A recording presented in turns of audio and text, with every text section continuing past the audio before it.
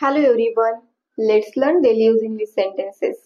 And our first sentence is आम्ही घरी पोहोचलो आहोत.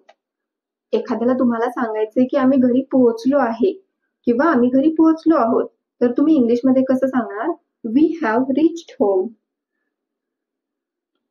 We have reached home.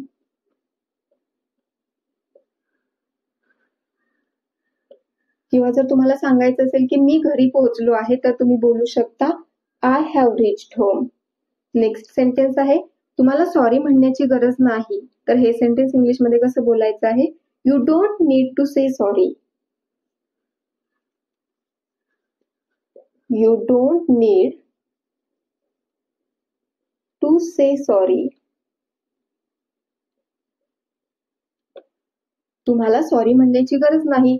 You don't need to say sorry.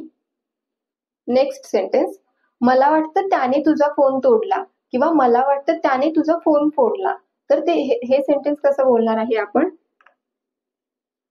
I think he broke your phone.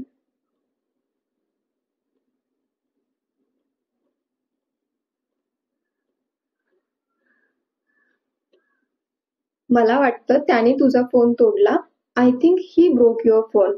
Next तुम्हाला कोणाशी बोलायचे आहे किंवा तुला कोणाशी बोलायचं आहे? Who do you want to talk to? Who do you want to talk to? तुम्हाला कोणाशी बोलायचे आहे किंवा तुला कोणाशी बोलायचं आहे? Who do you want to talk to? Next sentence मला नेहाशी बोलायचे आहे.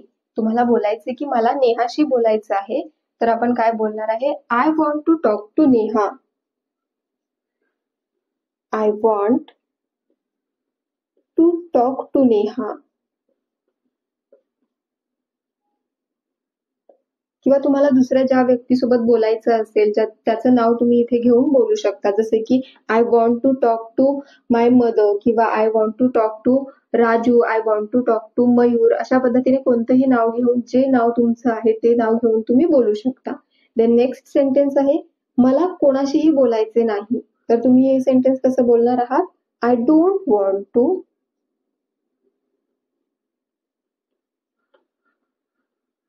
talk to anyone.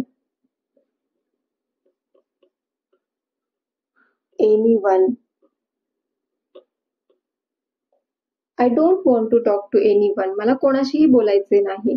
जर तुम्हाला बोलायचं आहे की मला नेहाशी बोलायचं नाही,